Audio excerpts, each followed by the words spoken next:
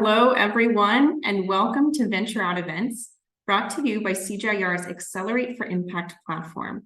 I'm Megan Steele, your moderator for today's webinar. Today's focus is scouting and mobilizing intellectual property, unlocking innovation horizons.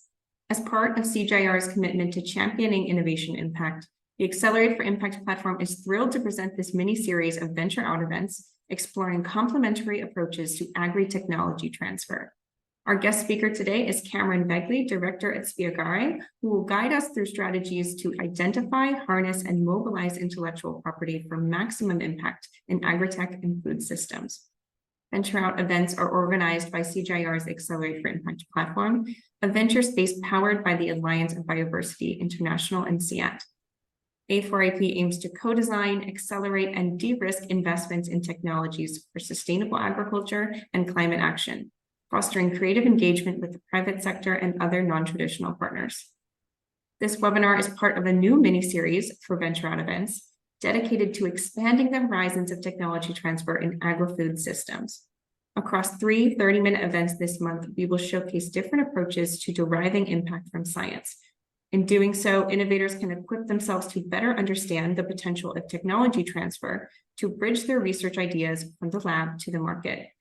Venture Out aims to encourage learning, connection, and inspire the entrepreneurial mindset across CGIAR scientists and collaborators. Together with the success stories of our guests and your participation, we can spark a larger conversation around agricultural technology transfer.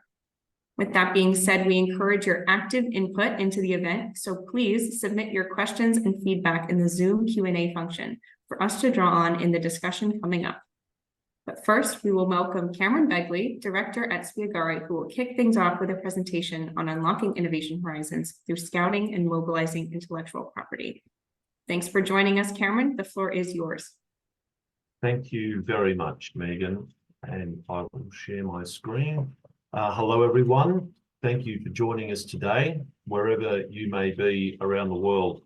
My name is Cameron Begley, and I run a tech transfer advisory firm which has deep expertise in where science and research and technology meet markets. What I hope to share with you today is a little bit about scouting and some of the questions we ask ourselves as intellectual property comes to us from the research community, and also some of the questions we ask ourselves as industry approaches us looking to assemble solutions to the problems that they face in serving the markets that they offer their products to.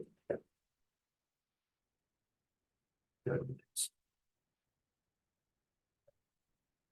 So, market research and engagement. It's a series of questions that follow in this short slide. And the first question we ask ourselves is, what problem are you solving?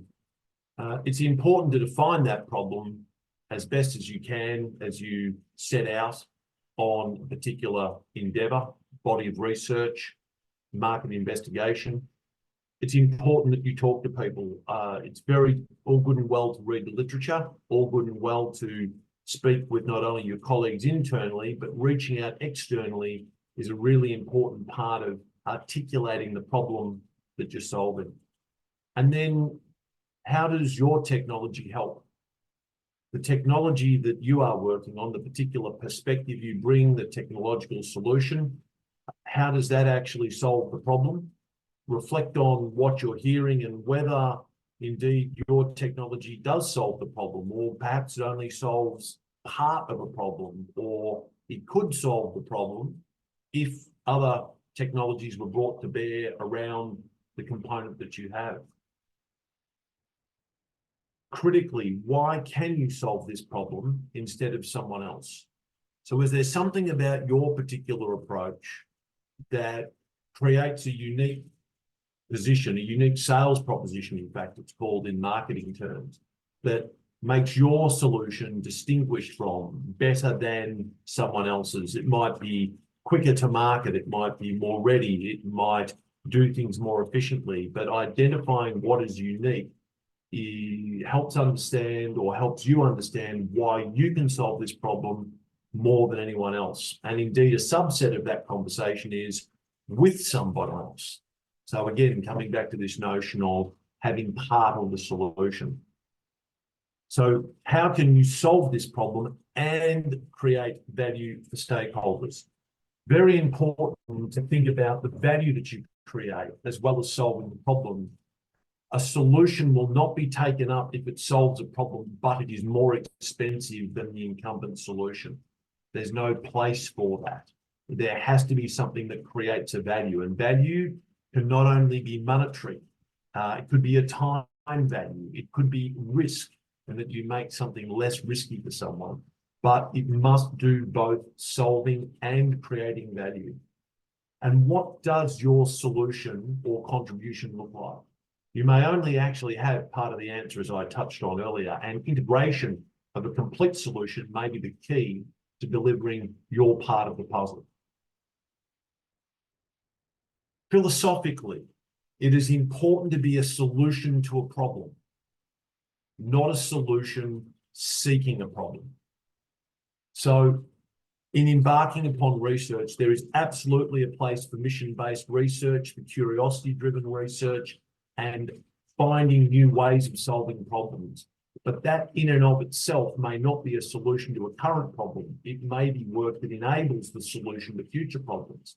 Bringing something forward in the sense of tech transfer or commercialization, it needs to be a solution to a problem. Hence the question we asked ourselves, what problem are you trying to solve? In bringing a solution to market, there's more to this than the person that you're immediately dealing with. So we may have a technology and we license that technology to a company that breeds seed. Fantastic.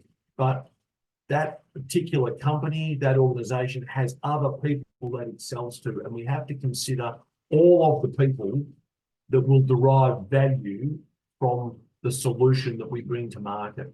And that not only includes producers or intermediaries or the people we license to, but the licensee might have other partners it has to bring in. For example, if it's grain, they need people to move that grain around. They might need to isolate that grain and keep it identity preserved. There are consumers that will want these products. Do consumers want these solutions that and are prepared to pay for the solutions being implemented? Government may play a part through regulation. Other research partners may play a part in terms of bringing other parts of the solution forward. Community and social license plays a part. But if the community doesn't accept the general premise or general approach, resistance will emerge through the notion of social license. And what is really important to recognise is that value must be created for all the participants in the value pool. If there are points where negative value is created or no value is created, there'll be points of resistance that will limit the ability or limit the uptake of a particular technology or a particular solution to a particular problem. So we must be thinking about value for everyone that's involved in the system. And it doesn't necessarily need to be monetary value. As I mentioned earlier, it could be a time value, it could be de-risking value, it could be convenience, another form of time. So, but some sort of value must be created to de-bottleneck the uptake of the technology. Technology transfer is complex. So any organisation that's involved in technology transfer needs to think about the resources it needs to drive this. It requires a concerted effort to move technology from the bench to the field. And it takes time, and it takes certain capabilities, and it takes certain processes. They may be governance processes, they may be processes in proving it out with partners. But there are all these steps that need to take place. And the decision to do tech transfer has to align with the ambitions of an organisation's research and tech transfer business growth efforts. Irrespective of the tech transfer strategy, there has to be a culture that drives relationships from which transactions form. The business of tech transfer, the business of commercialization, the business of taking science to market to solve problems is predicated in relationships. If you think about it transactionally, it's unlikely to progress very far because relationships are needed to drive trust and underpin the patience that's required to bring these things through what is typically a very non-linear and lumpy process as new things are discovered, obstacles arise, etc., etc. And examples of culture, which there are a couple of references there. People are worried about loss, and some people do things because of fear of missing out. Sometimes we find organizations are just unable to say no. And if you don't say no, it limits the resources you have to say yes or to pick the things that you should focus on. So there are lots of ways that culture impedes tech transfer, but the culture must align to the ambition in order to drive this process and drive these relationships and these successes from moving technology into the market to solve problems. There are just a handful of reflections that I'd like to leave you with today, just as we skip through the very high level of technology transfer. Relationships, as I've just said, upon which transactions can be built. Trust and the philosophy of no surprises. In my experience, it is perfectly okay to tell a collaborator that things have gone wrong. It's better to tell them and manage that than not tell them and everyone gets a rather nasty shock sometime in the future. It's important to be fair, not only allocating the rewards of success, but also the risks with getting to success. And time and timeliness. Time is the only truly non-renewable resource. You actually can renew fossil fuels. It just takes 60 million years. But you can't renew time, so value it and value the time that your collaborators are putting in and value the time it takes to get things done. And what I refer to as veracity, which is simply doing what you say, setting the expectations on what can be done and understanding the limits of what can be done. And that last point typically refers to the limits of what can be done, not only thermodynamically or scientifically, within the laws of biology and chemistry and physics, but also understanding the limits of an organization that not only you might work in, but knowing the limits of the organizations you're partnering with. And through relationships, you'll understand those limitations, and that will actually allow for a good equilibrium and a good trust to be built to make these things come about. In my experience in agriculture, from the first experiment to getting serious uptake in the market, 15 years is not uncommon, 20 years is pretty normal. And I know that's a rather frightening prospect, but that's about what it looks like, at least based on my observations from this part of the world, from 10 or 12 years at CSIRO and 10 years doing this advisory work to a lot of agribusiness, to a lot of food, to a lot of bio-based economy organizations. So patience is important. The last thing I'd like to leave you with is that we run a podcast series called Tech Transfer Talk, and we explore a lot of these issues with guests from around the world, talking about case studies, and of which a few are listed there, but we talk about the importance of relationships, of due diligence, of how startups work, of how innovation policy works. And I invite you to have a listen to some of these. There's 30 or so out there now, and there are a couple of QR codes for those that are enthusiastically using their phones to either find our website on the right or jump onto the podcast link on the left. And with that, Megan, thank you, and thank you all for joining me today and Megan today, and I look forward to your questions.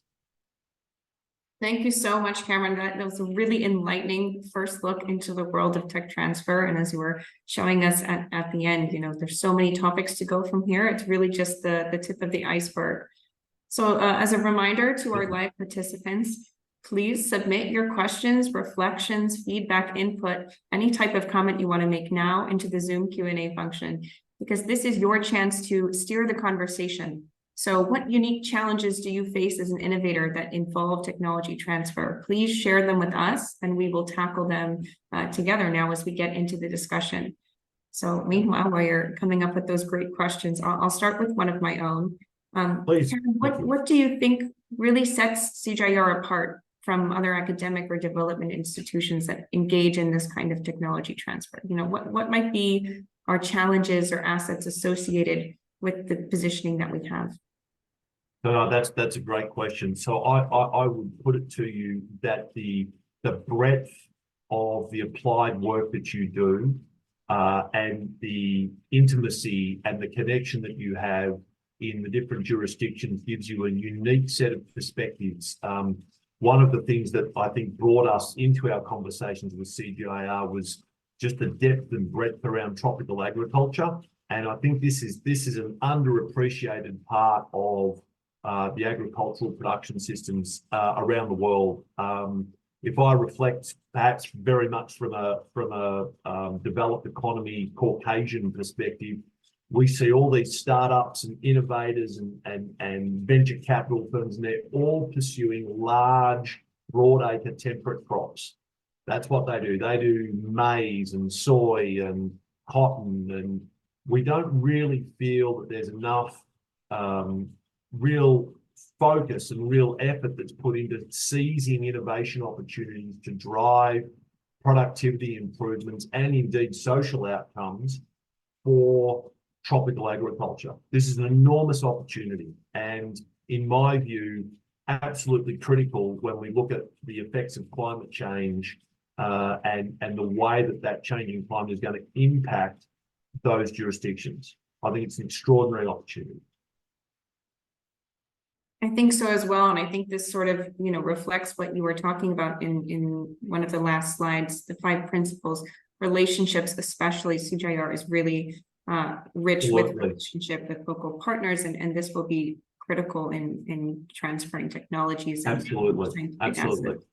Cannot understate the importance of strong and deep relationships.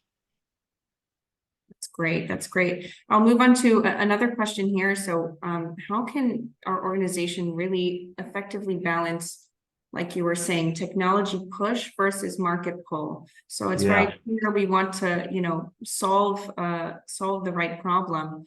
But a lot of times in curiosity-driven research, it's a bit different. So where's the balance there?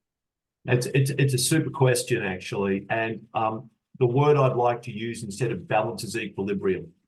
It's an equilibrium. We need discovery research. It's you know, we can't be completely applied in the way we think about these problems. We must always be thinking a little bit about mission directed, which is a little bit more, you know, tech push oriented. The challenge in that equilibrium, I find, is in very simplistic terms, is the ability to say no. What's really important is to recognize that some science, which is fantastic in terms of its quality and the depth of thought and the way that the work is being done, is not destined for direct commercialization or tech transfer. It's enabling. The ability or the notion of tech transfer is not a reflection necessarily on the quality of the science. That's not the conversation I believe we're having. The conversation we're having is, does the science solve a problem? And if it doesn't, publish it and allow that to then amplify through other channels, and you will find others will find it as the partial solution to another problem that they're solving, or look at it as an enabler to other solutions. So this is an equilibrium, and it is quite a skill to be able to cycle through that equilibrium.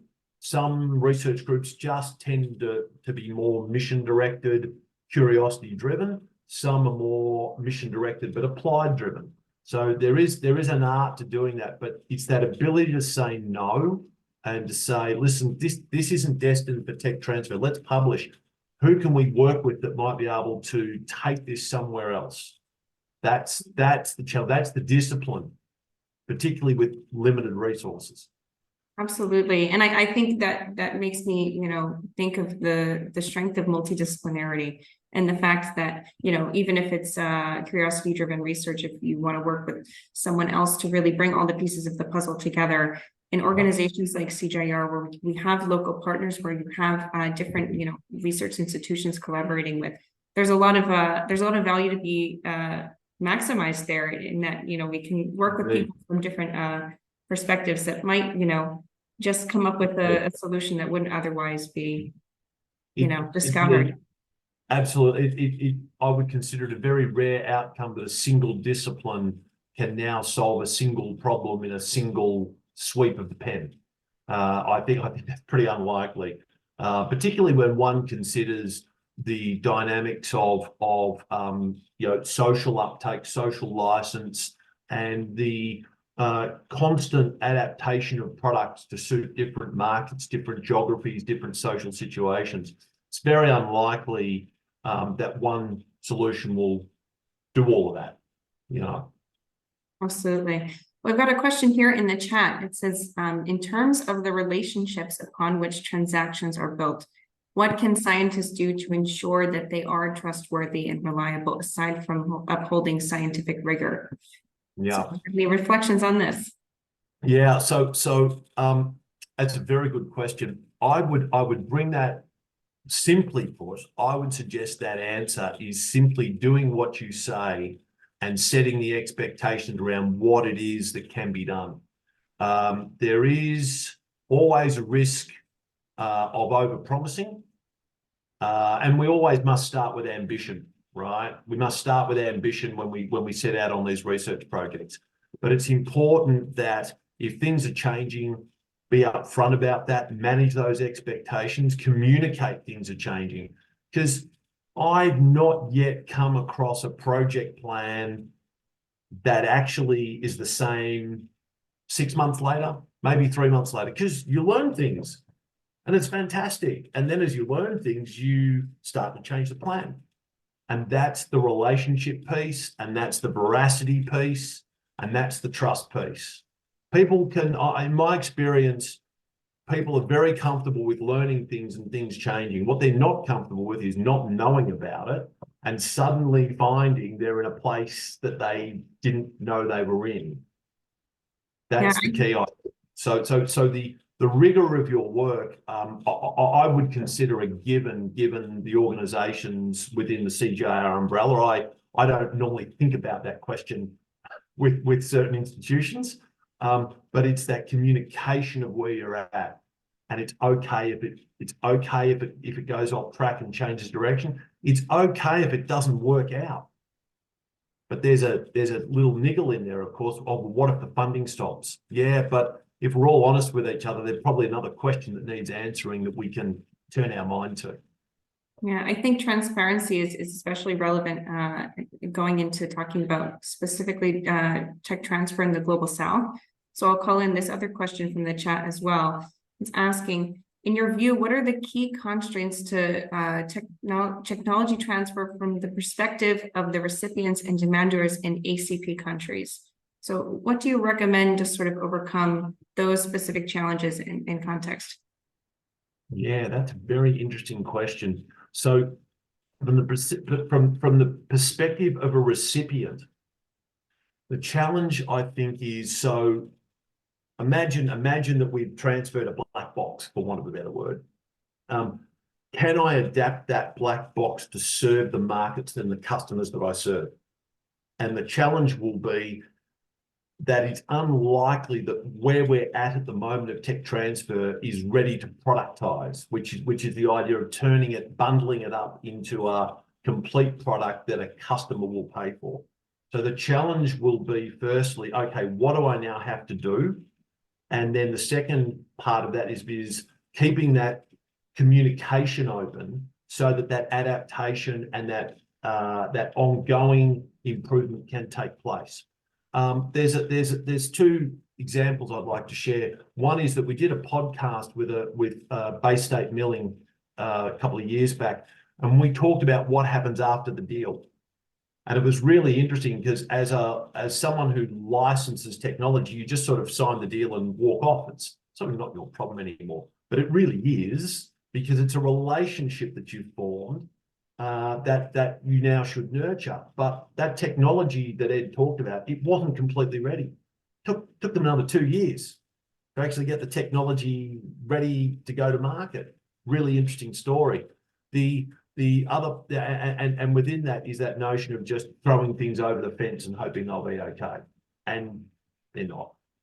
Yeah. So I think from a recipient's perspective, it's having that door open to come back and say, yeah, but it's not quite right. We need to change this, or we need to change that, or have you thought about this? Because our clients are saying that we all thought it was going to do X, but it's not. It's doing X minus 4. It's the relationship. It's all coming back to relationships. And I mean, we're rounding up the time a bit for this quick conversation, but I'd like to end on a note of talking about, you know, why culture is so important and how we can sort of cultivate more of an entrepreneurial mindset in scientists. You know, how can we have that ambition and incentive to transfer technologies and really move them from lab to market? For my part, I think drawing the distinction between the quality of the science and the quality and the tech transfer outcomes is important. We shouldn't conflate these two things. We should recognize high quality science for what it is, and if it doesn't make it, that's okay. We should draw that distinction because it will encourage. I think it will encourage the research community to engage without feeling threatened that something doesn't make it commercially. They should be encouraged to keep engaging. The other thing I'd say is the chances of someone entering the tech transfer sphere, if you like, or wanting to do this and having their single best idea the first time they turn up is really slim. So we have to find a way to embrace when things go wrong. And there's a phrase that everyone I suspect has heard called fast fail. I really don't like that phrase. It's the wrong mentality. It should be fast learning. If we learn fast, that will keep the door open and keep us coming back. So I think that spirit is about learning from the experiences of what tech transfer works, but also distinguishing between really good quality science, which is enabling, and science which may or may not be like, you know, we may not have split the atom, but we might have actually solved a problem that unlocks a whole lot of value for a whole lot of people. And it may not be the thing that gets into nature, but it might be the thing that creates a lot of value for a lot of people. And I think drawing those distinctions is important. Thanks, Cameron. What a fantastic note to end on. And it's clear that there is loads more to discuss. So that's why I encourage everyone here to join us for the next installments of the Technology Transfer mini-series that are coming up this month and keep the momentum going. So next Wednesday, February 21st, we'll tackle entrepreneurship in agribusiness with Maurice Bologna, founder at agri-tech knowledge. And in 2 weeks, Thursday, February 29th, Anne Rowlin, president at Agripreneurship Alliance, will showcase capacity sharing through the training of trainers. So for more information on these events, to share your feedback, reach out to Cameron, our speaker, reach out to the Accelerate for Impact platform at innovations@cgiar.org. So I'd like to extend a big thanks to Cameron from Spiegare for teaming up with us for this fantastic Venture Out event and highlighting such potential for CGIAR and other scientists to trailblaze these new pathways to impact. So thanks again to everyone who joined us live, and see you next time.